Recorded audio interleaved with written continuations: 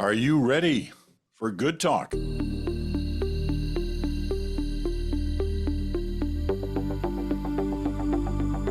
hello there, good Friday to all of you on the Good Talk world. Rob Russo, Chantal and Rob are both here. I'm Peter Mansbridge. A big day in the nation as the nation welcomes its 24th Prime Minister officially today. The Right Honourable Mark Carney becomes Prime Minister after being sworn in by the Governor General. And Justin Trudeau has stepped down and is moving out. The other thing that happens, of course, is there's a new cabinet appointed. As we record, they're still have yet to release the names. We have a good idea, but I don't want to get bogged down in names anyway. But what I can do is get started with this issue of the fact that Carney is appointing a much smaller cabinet, probably about, roughly half the size of the cabinets we've been used to in the kind of, modern politics era. So my question is, it falls out of the old size matters thing. Does size matter? Is smaller necessarily better? Rob, you start us. Yeah, I think so. I think the swelling of cabinet to grotesque levels that we've seen in the last few years, and it happens to every government. Every government comes in with a cabinet of around 25 to 30, and then it ends up going to 40, sometimes over 40. It happened with Mr. Harper. It happened certainly with Mr. Trudeau. Some of those jobs are meaningless and they're baubles. They're meant to reward people in certain regions and people of certain religions, people of certain ethnicities. It's not really a working cabinet often, which is why you had in some governments the Priorities and Plannings Commission, like the P&P people. Like there are 5 or 6 people who really do run government on a minute by minute, hour by hour, day by day basis, along with the public service. So yes, this one here is interesting. I don't think it's going to last. If it's below 20, really below 20, we haven't had below 20 since the population of Canada was 16 million people. Okay, it's now 41 million people. So is it going to stay there? I'd be really, really surprised if it's going to stay there. What I'm looking for is not just size. I'm looking for things like, is he going outside of the current Liberal caucus for cabinet members?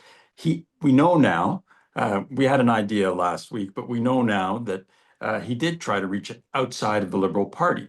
He did approach Jean Charest. He has approached some other people. I think he's approached some New Democrats and he's approached some progressive conservatives elsewhere as well. Are they going to make the leap now as cabinet ministers who don't have seats, or are they going to wait to run? That's the kind of thing that I'm looking for. I think the size now is transitory. This is going to be a kind of an election cabinet because it looks like we'll be in a campaign in 10 days from now. Yes, they will have responsibilities, particularly those with the United States, but otherwise it's one of those things. Remember when we were younger, there used to be a red box on a lot of the telephone poles that said, break this glass in case of fire and pull, and the fire guys will come in along. I think it'll be one of those cabinets. You break, you'll go to them if you need them. Otherwise, you're not going to need them. They're a campaign cabinet. But I'll be looking for who are the outsiders that come in, and what does it say if they're outside of the party? Well, you must be a lot older than I thought you were. Even I don't remember yes, those boxes. He was around, and you don't. They were everywhere. Many of them are still in old school buildings, by the way. And I think I have a grandson who once. Okay, I'm not going there. I know I'm not going to get in trouble, and I could be wrong. So let's not do this and ruin someone's future at an early age. I'm gonna. I am of the school of smaller cabinets. I don't believe that they should be smaller just for the duration of an election campaign to send a message or to put down an electoral or a special fire. I will go out on a limb and say that I believe that this smaller version of cabinet will not disappear the day after the election if Mark Carney wins, that he will keep to a smaller cabinet at least for a while. I can't put a number on a while, but I would expect about a year and a half. Why do I believe smaller cabinets are important? Because the larger the cabinets, as we have seen, the less influential the body that is the cabinet actually is. That there are so many people around the table who have segments of portfolios inside a real portfolio. We used to call them Secretary of State or Ministre d'État, and now suddenly they're a full-fledged minister. In the same sense, by the way, if you're going to go for inflated language, that caucus critics in the Conservative Party have suddenly become shadow ministers, which over time I've come to believe means that we rarely hear from any of them, hence the shadow thing. But this particular cabinet is meant to send the message that this is kind of a war cabinet or a unity cabinet in the case of a referendum. A group of people, a team that will be focused on one main job. There will be other issues. There always are. But the main job is going to be Canada, US, and the economy. And for that reason, the people who matter most are people who are already pretty much where they were before the shuffle. That would be the trio of ministers that have been on the front line of the Canada-US file. So Dominique Leblanc, François-Philippe Champagne, and Mélanie Joly. Interestingly enough, this morning, the leader of the Bloc Québécois is saying that the shuffle means that the only interests that will be really defended by this government are going to be Ontario interests. There's 3 names I named. 2 of them are from Quebec. I'm assuming they are not going to be going into this conversation or continuing it with the US to kind of say, we're here to defend Mr. Ford, who seems to do a good enough job of defending himself. Jean Charest, since he was mentioned, has turned down the overtures. That is not to say that he would not take a role. I'm sure, like some others, he would really like to be our envoy to Washington, and he would find that more suited. But why do I also think Jean Charest refused? I don't think it's out of love for the Conservative Party. I think it's because he already has a seat at the Canada-US table as part of the Canada-US Council. So why would he want a seat at cabinet that probably would be once removed from the front line when he already has one on the front line and seems to be enjoying himself immensely in a professional way, dealing with this issue and being in the media. There are 2 people that seem to have gotten quite a shot in the arm from this debate. One of them is obviously Premier Ford, but the other one is former Premier Jean Charest. Both have more of a spring in their step now that this challenge is being thrown to Canada. I don't think that's necessarily a bad thing for people to have purpose, but I think the message from today's cabinet is we are focused on an existential issue, and notwithstanding what the opposition will say, and it's fair game, the existential issue is not the survival of the Liberal government in the election, it's the Canada-US file. Okay, you've brought up a lot of good things. I want to touch base on them, but first of all, let me tie the knot on this smaller versus bigger cabinet. Because I tend to agree with Chantal. If in fact Carney is able to win an election, I don't think he'll suddenly go to a bigger cabinet. Even knowing full well and conceding, Rob, the points you make about why we end up with bigger cabinets, mainly for political reasons. But when you look at Mark Carney's background, which is not politics, wherever he's been, there hasn't been this big group around him. There have been smaller groups, whether it was the Bank of Canada, the Bank of England, or whether it's been in the private sector. He's used to a room that is much smaller in terms of the numbers in around him, advising him, taking part in the discussions and debates. So I just wonder whether he's perhaps more comfortable with something like that. But it's a big if, wondering what his second cabinet may look like, because he's got to get past an election yet, and we're far from that having happened yet. We may be close to it happening, but trying to assume what might happen in it is something else. Okay, I want to, the number of things that Chantal raises, whether it's this perception of we're going to have a war cabinet, or whether it's the whole Doug Ford, Mark Carney thing, kind of good cop, bad cop, which seems to be developing with these two who clearly have a relationship. I mean, their buddy breakfast the other day, and the pictures they put out online, it certainly would seem to indicate that. Oh, it was the Carney people who put it online. We have to make a distinction there. There was a reason why they did that, but go ahead. Yeah. But the Ford people didn't object. No, for the they record. didn't. They didn't say, "I'm sorry that this picture came Yeah. out." It was a big secret. Yeah. Well, you go, Rob. Tell me what. Well, look. Again, this is something that worries and irks the people around Pierre Poilievre, and they are concerned about it for a reason. Premier Ford just won a third successive majority mandate. He right now is riding high. He has been friendly with Liberals throughout Justin Trudeau's time in office. He holds sway. He's saying some very good things about Mr. Carney now. There are people who are not just irked about it, but they question the loyalty. It isn't loyalty; it's political calculus. It's always good for an Ontario premier to have a Liberal in Ottawa for all kinds of reasons, particularly in circumstances where the next prime minister is probably going to come in and have to look after some very, very difficult times, times that are going to be tough on Ontario. And if there is going to be anybody wielding a rusty axe, and Mr. Poilievre has talked about swinging a cleaver, then that's not going to reflect well on the Premier of Ontario, who is a conservative. So it's smart politics for Mr. Carney. They didn't just have pictures.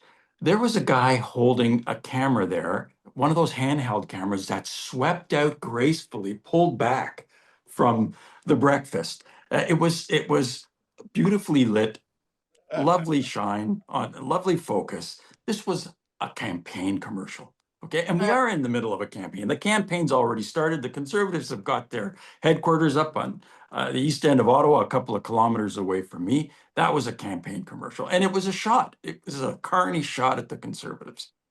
So a few points. If you don't remember 2019, Mr. Ford certainly does. 2019 is the year when Andrew Scheer is leader, and Mr. Ford is starting off as premier, and is basically ordered to stay in his basement for the duration of the campaign, to not even show up to federal conservative events in his own riding. So if I remember that, do you not think that Mr. Ford remembers it every single day of the week? Andrew Scheer happens to be very close to Pierre Poilievre. There was even a story recently that had him as a possible future finance minister for this country. Do you really think that Mr. Ford is looking forward to spending a lot of time with Pierre Poilievre and Andrew Scheer over the next 4 years? The answer is a clear no. The glue of this relationship between Premier Ford and the federal government is Dominique Leblanc. They are the real buddies. They're like this. They smoke cigars together. They get along. They like being with each other. This is a premier who spoke about having evening conversations with his friend Chrystia Freeland. So this does translate, well, for one, it's very useful to the federal government. Why? Because Ontario is the industrial and the economic engine of the country, the larger one. If the premier of Nova Scotia was called Ford and was doing all this, it wouldn't have the same impact in the US, because Nova Scotia, for all of its qualities, does not carry the weight that Ontario does. So to have the premier of the largest province with a majority mandate and 4 years ahead of him be in agreement with the federal government in articulating this strategy is actually a great thing for both governments, but probably a great thing for Canada, notwithstanding the fact that some premiers wake up sometimes in the morning wishing that Mr. Ford stayed in bed a bit longer. But it has consequences for the next election in a practical way. Premier Ford has instructed his caucus to not participate in the next federal campaign, to stay out of federal events, to keep their people away from the Poilievre campaign in Ontario. And you know what? Most of them will actually obey that order. Why? Because Premier Ford is in a position to punish them or reward them on behavior. That includes ministers. So while he has said that he will not be taking a stance in the federal election, that you should translate into he will not be supporting Pierre Poilievre in the upcoming election campaign.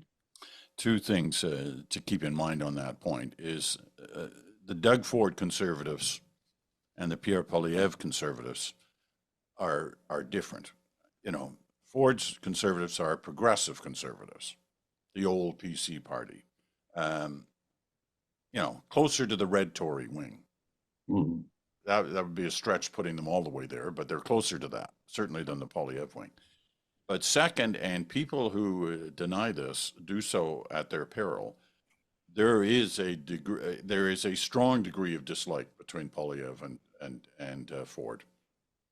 Ford has not forgotten what Chantal just mentioned and other things that happened in that same time period.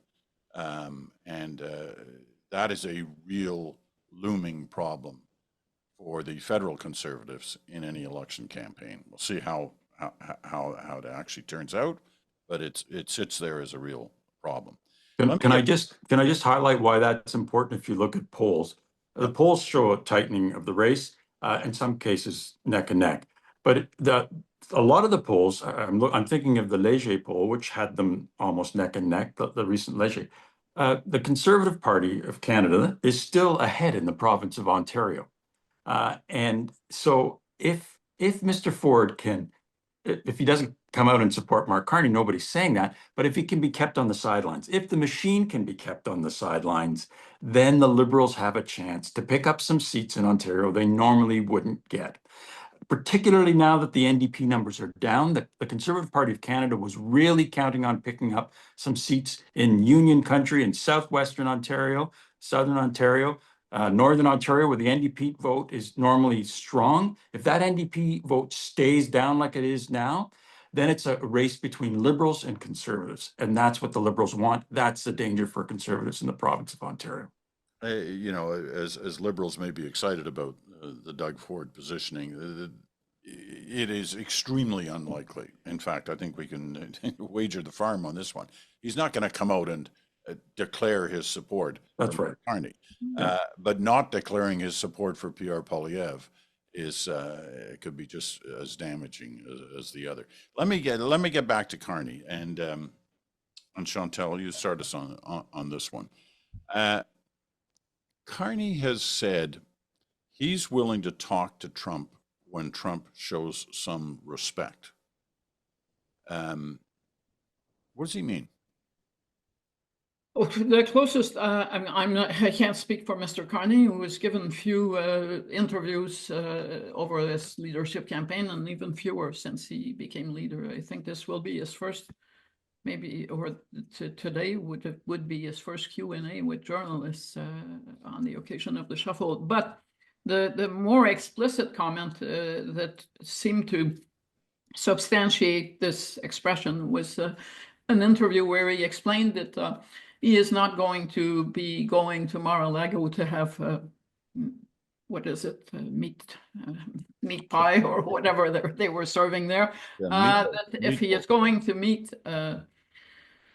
Mr. Trump, is going to be as the leader of a government meeting another government leader in a meeting room where those things happen. Now, I think that having watched what happened with President Zelensky, there is absolutely no appetite to have Mark Carney go and kiss the ring with people who treat their guests as if they were meeting thugs that are waiting to rob them, which is basically a setup that could be replicated for the Prime Minister of Canada. So I don't expect that Mark Carney is looking for an early meeting with Donald Trump in any way, shape, or form. I think he wants to meet him when they have something other to discuss than his crazy musings about the annexation of Canada, which is why that first foreign trip is, I think, very cleverly going to happen in France and the UK. And not south of the border, because if he goes south, there is only one thing he can do. He has to meet the president or not go. And why I think it's a good idea is because this is a comfort zone for Mark Carney. He knows those players across the pond. He will get meetings easily, and it will showcase him in his job as prime minister just before he calls an election. So yes, smart move. And there are many issues that Canada wants to discuss with both of the leaders of countries. Ukraine is one of those. It's not just economics and tariffs and will you come and support us and save us from Donald Trump if he wants to take us over.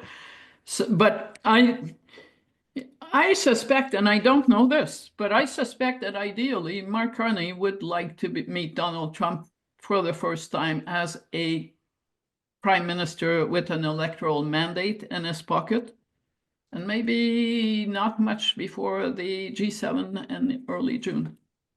Yeah, the G7 offers that opportunity for Mr. Carney to have as close to a command presence as he's going to have, because he'll be hosting the G7 in Kananaskis. Chantal is absolutely right. If elected. If he wins an election. That's right. Well, yes, I forgot there's an election happening imminently. We've called it. Nobody else has, but I think it's going to happen. Look, the traditional trip often is to Washington, but can you imagine Mr. Carney having to sit in the same seat that Zelensky was sitting in, with Lutnick on one side of him, J.D. Vance on the other, sitting beside Donald Trump? The risks are enormous. Mr. Trump loves to make his guests squirm, loves to go on and on about things that have nothing to do with the relationship while the guest sits there and waits. Loves those who come to tug their forelock and to flatter him. And that can't be Mark Carney's style going in. Not only does Mr. Carney know the players well in Europe, like he endorsed Rachel Reeves as the Chancellor of the Exchequer. He served on her Economic Advisory Commission, so he knows the Labour Party very, very well. He and Macron get on exceedingly well. He's an admirer of Macron. I know Macron is in trouble right now, but he's an admirer of Macron. He's going to get a very warm welcome there. Talk about campaign commercials. You know, they're going to be cutting commercials of this guy being welcomed in the capitals of the old world, and he'll be welcomed in style. These are, in many ways, kindred spirits. So you want to look like a prime minister, you do that. You want to look like a supplicant, or you want to risk being made to look like a supplicant, you go into Donald Trump's White House, where his fantasies of empire are not going to be on restraint. They're going to be on full display. As a matter of fact, I was amused to listen to Donald Trump twice this week talk about how Canada could keep its national anthem, which was very kind of him, "Oh Canada," while remaining a great state. It reminded me of the wonderful Quebec comedian Yvan Deschamps, who used to say that what Quebecers really want was to have an independent Quebec inside of a strong and united Canada. It sounded like he was channeling Yvan Deschamps, which was crazy, but that's the kind of lunacy he'd be subjected to. We got to take a break. I said the other day on this program, and I still feel it, that to me showing respect would start with Trump calling the Prime Minister of Canada the Prime Minister of Canada, and until he was willing to do that instead of this governor 51st state stuff, that Carney should just stay away from it. Let LeBlanc do what LeBlanc does, and Jolie do what Jolie does, but don't get into it. Stay away from it. To me, that's showing respect, but we'll see. Anyway, we will be back right after this because there's lots more to talk about on Good Talk this week.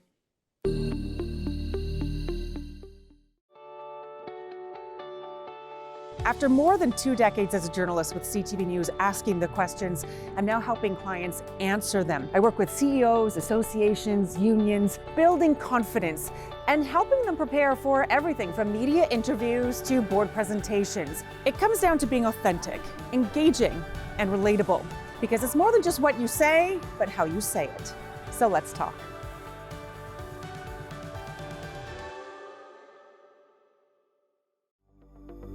Welcome back. You're listening to Good Talk for this Friday. Chantal and Rob Russo here in the house. I'm Peter Mansbridge. You're listening on Sirius XM, Channel 167, Canada Talks, or on your favorite podcast platform, or you're watching us on our YouTube channel. And whatever platform you choose, we're glad to have you with us.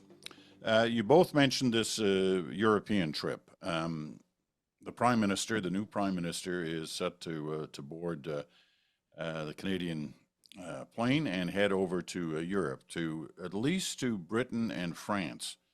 It wouldn't shock me in the slightest if he pops up in Kyiv as well, for all the reasons that are kind of obvious as to why that would be probably a smart play in his first week in the job and just before an election campaign is called. But that's if that's going to happen, it certainly hasn't been announced that way. It's interesting to watch. You mentioned the G7, Rob, but there's also the meeting that took place just over the last few days between foreign ministers from the different G7 countries that kind of sets up the Kananaskis agenda. It was interesting to watch the number of other participants who turned up, who know Mélanie Joly, who was the host of this conference, who know her well from past meetings, but they were wearing Canada pins. They were saying the right things. We have your back. All things that haven't been kind of obviously said in the past few months by Canada's allies. Does that make a difference? Do you think the sight of that, the hearing that, makes a difference?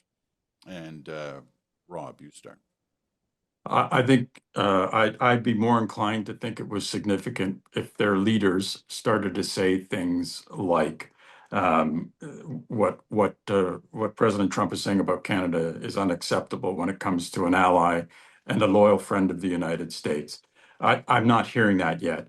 I'm hearing a lot of biting of tongues, and I'm hearing a lot of people in foreign embassies here in Ottawa say things like, we have allies, but we also have interests, our own economic interests. I note that the EU, Australia, and some other countries have not decided to respond immediately to Mr. Trump's tariffs like Canada has. They're watching Canada.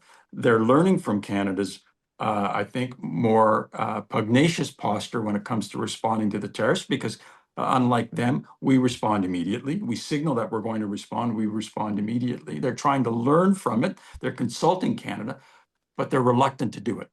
They are reluctant to go beyond, quite frankly, what is flattery often in their dealings with Donald Trump and with his administration. And they recognize. They say, yeah, it's kind of crazy down there when you talk to diplomats. You listen to Howard Lutnick, and it's difficult to discern a difference between Howard Lutnick and those around Kim Jong-il. Howard Lutnick has given Mr. Trump the powers to see around corners, see through walls, superpowers. I expect to hear that Donald Trump has birdied all 18 of the holes he's going to play on the weekend any moment now. I'll be more impressed by those kinds of silent and symbolic things when I hear the leaders saying that what Mr. Trump is doing to Canada is unacceptable. And I haven't heard it yet. There is some keeping powder dry until that April 2nd general tariff round, which is actually just around the corner. So it's really hard to assess the EU's response until this happens, and to see what will happen then. But as for and I'm like Rob, I'm not very impressed by the Canada pins and the wearing white or red or whatever suits you to show something that you don't want to talk about. I'm sure that Denmark has thoughts about these very polite responses to threats to territorial integrity, and has found that its allies in Europe are very discreet in their support. But as for Mr. Letnick, I'm convinced that if things keep going south in the US with the economy, with markets, with approval numbers, that the person who will be thrown overboard is going to be Letnick. That at some point, if Donald Trump thinks this is really going badly, he's going to find someone to point the finger to. And guess who's in the crosshairs of that irrational decision to blame the guy who can't get a hearing from his boss to do things that would keep matters in check. So I see him increasingly when I see those interviews, I think he's speaking to his boss. He's literally saying, boss, you'll never have someone who has your back more than I do. I'm willing to make a fool of myself every single day, many times a day, to hang on to my job. I don't think it's going to save his job. But I'm sure you guys must have seen it this morning on social media, this incredible meeting, town hall of a Republican senator with his constituents.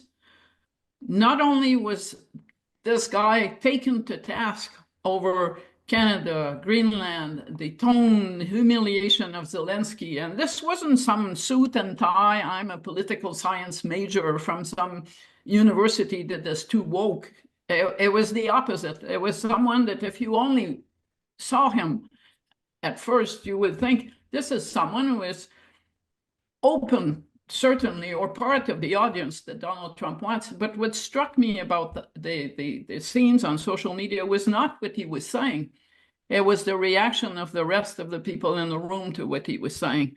They were cheering him on as he was going on the attack against his elected representative over what has been happening and the way the Trump administration has been treating its allies, its friends. It was quite something to watch. But if I were a strategist for Mr. Trump, I would find that even more disquieting than what's been happening to the markets. I think you're absolutely bang on that. And you know, it's funny. I was on an American talk show this week. I guess they couldn't find Chantal, or she was busy and booked up. So that don't speak English. Yeah, they can't pronounce my name. they called me, and they were really intrigued by the Doug Ford thing because he's done lots of television there. And the question to me was, do you think he's getting through to Trump or Ludnick? And I said, actually, I'm not so sure that's his target. I think his target is the American people, because they're not hearing the news. They're not getting the news about what's at play with tariffs. He's talking to them. He's giving them the experience that he's seeing in his province, and that they should get ready for it because they're going to see in their states. And so his target was the American people as opposed to the American politicians. Obviously he's dealing with politicians as well, but his real target is the people. And it's starting, as you said, watching that town hall stuff, it's starting to happen. It's starting to happen in the key states, which are mostly red states, Trump states. And that can be incredibly damaging. The one thing I'll say, though, is there's no evidence yet from Trump that any of this is registering. He just keeps doubling down as he did yesterday. I'm never going to change my mind. I'm what? And backing off. Yeah, he did have some kind things to say about Ford. Look, I think Ford and Trump, if they ever got in the same room, would get along quite well. They're two aging guys with full flaxen hair populists. That's who they are. Mr. Ford has said that he kind of supported Trump until Trump put the shiv in Canada, and then it was impolitic to support Donald Trump. And it clearly, if you listen to what Trump said while he was perusing which Tesla he was going to buy, there were a lineup of Teslas on the front of the West Wing of the White House.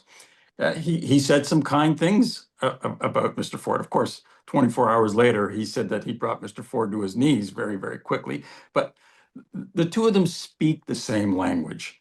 And so I wouldn't be surprised if they got on. The thing about the hearing that's on social media that you guys were talking about earlier, I think it is significant. It is important, but it is important also to note that that was in Asheville, North Carolina.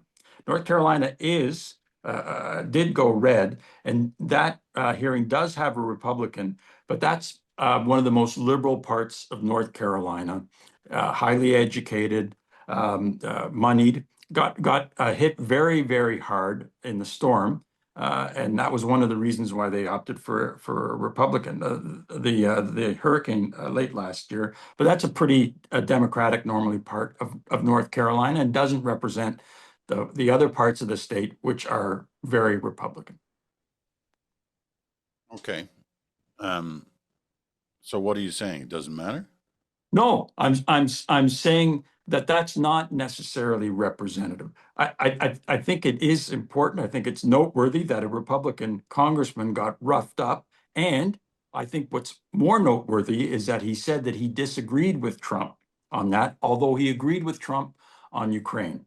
If you watch that all the way through, he said that we need to get something back from Ukraine. In other words, minerals, critical minerals.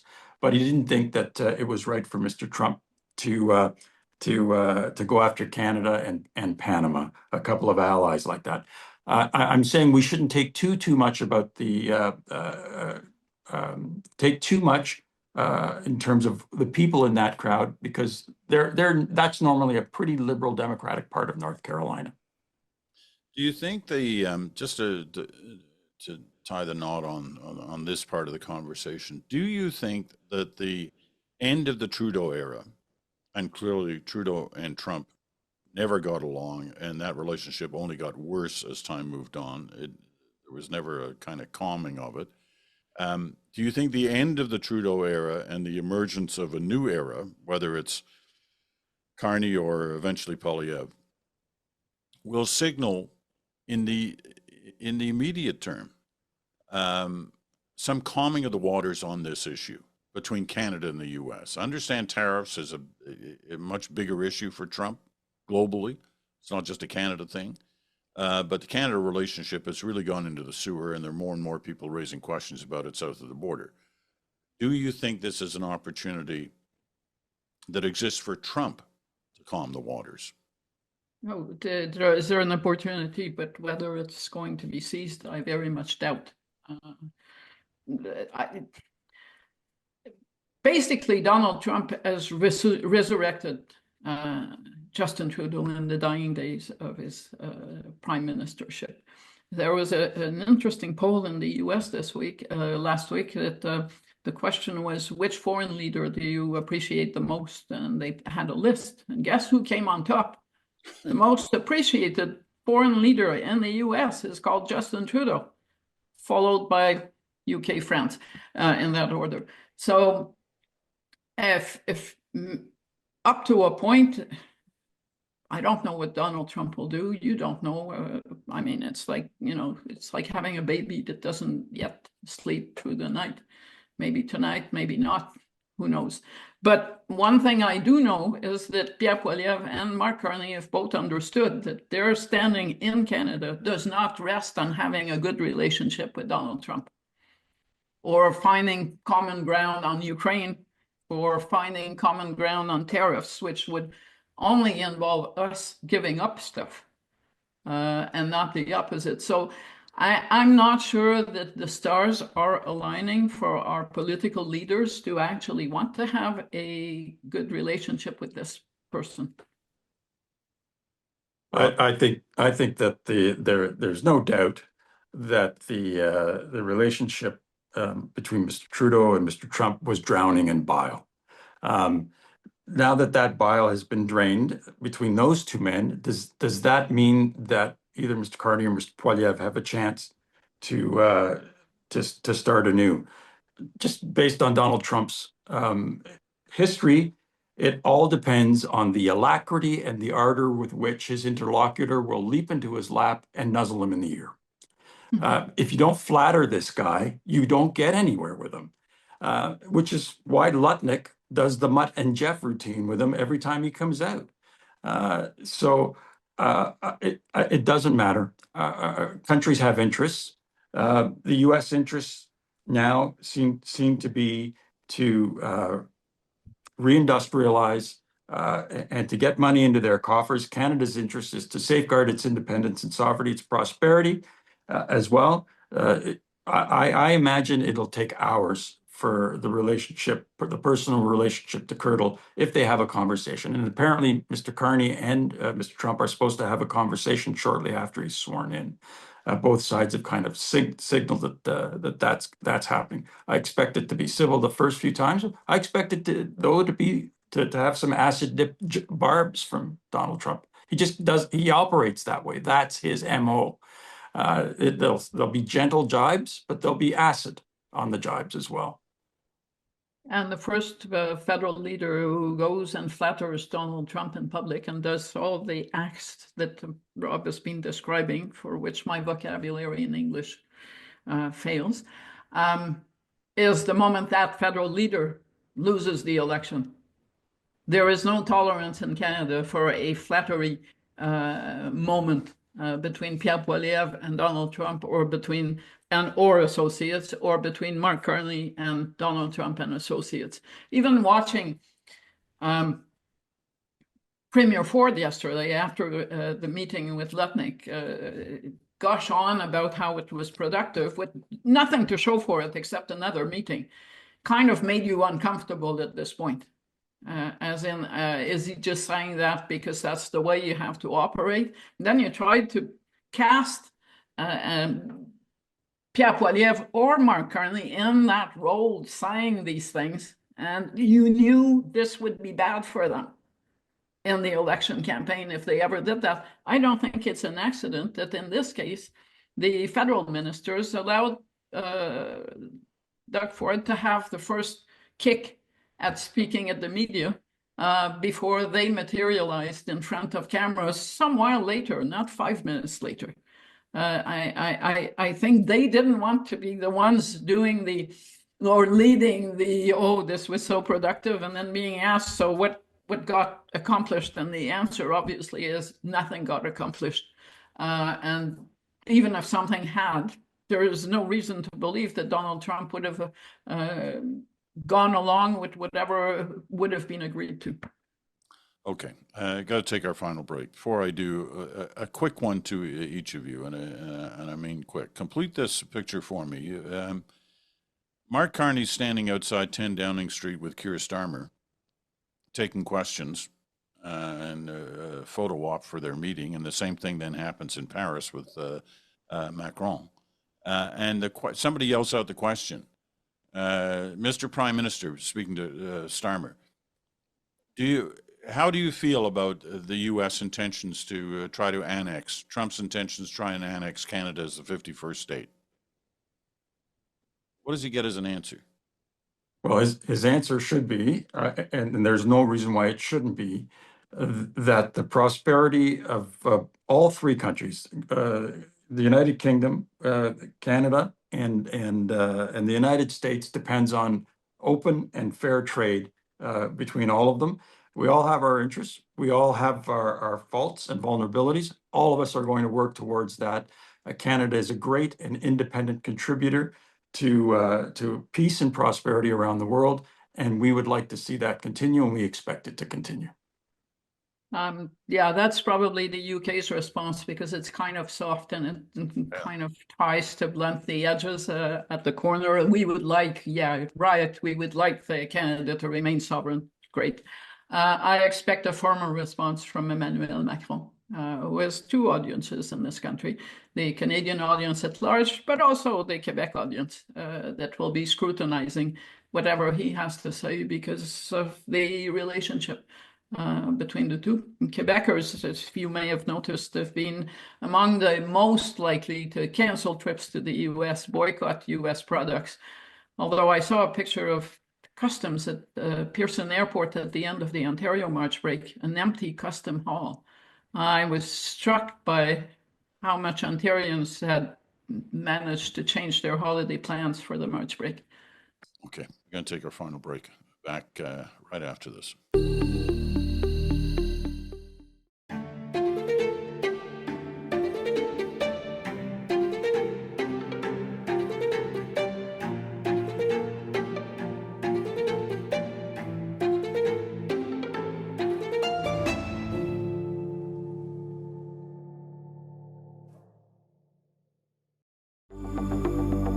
Welcome back. Peter Mansbridge here, along with Chantal and Rob Rousseau. The final segment of Good Talk for this week is right ahead. Don't forget The Buzz comes out tomorrow morning at 7 a.m. Eastern Time. You can subscribe at nationalnewswatch.com/newsletter. It costs nothing. Sort of my take on things that have happened in the past 7 days. Okay, we closed out that last segment by really, talking about how Canadians feel about this. And I think there's been some degree of surprise about how uniform it is across the country. Kind of a united feeling, very upset about what our closest friends are saying and are doing to us as Canadians as a result of this tariff war. And as a result, a lot because of the attitude that Donald Trump has taken towards Canada.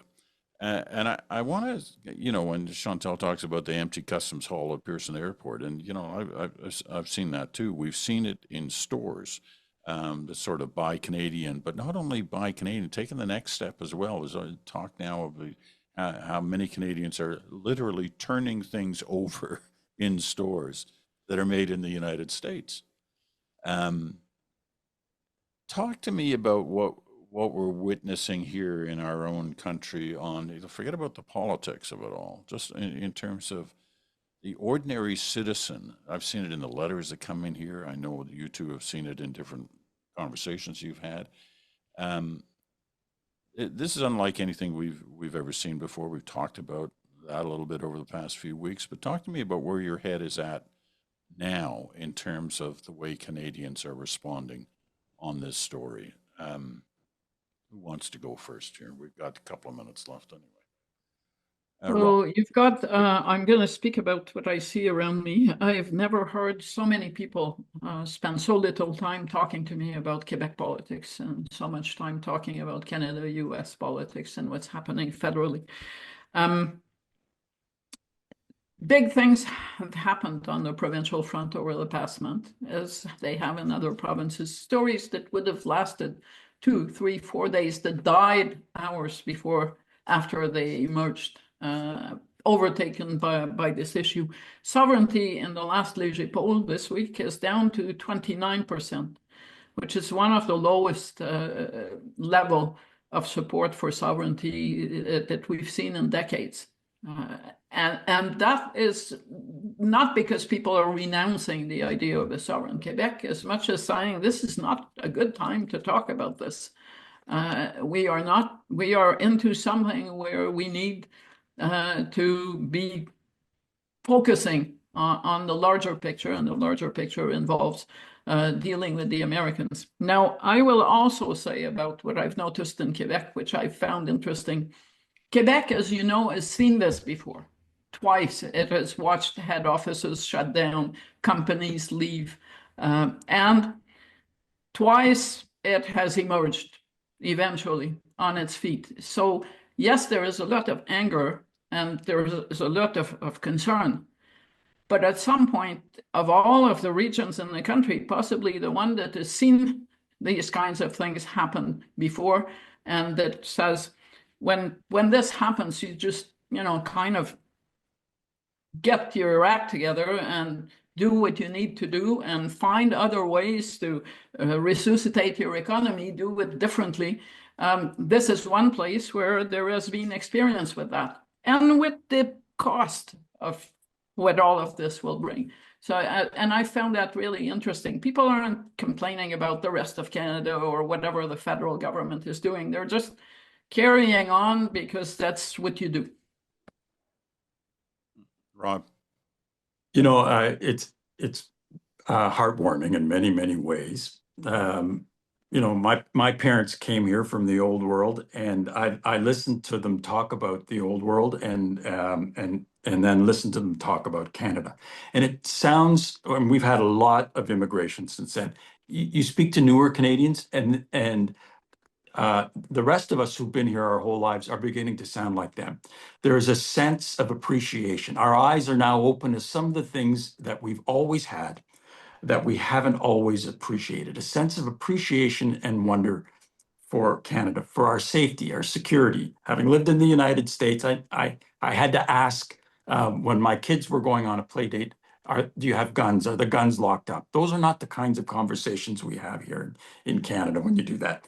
There's a sense of appreciation that's growing for the wonder and the beauty of the place. Why? Because people are canceling vacations in the United States and elsewhere, and they're going to the Rockies. My daughter knows somebody who's going to go to Halifax for the first time.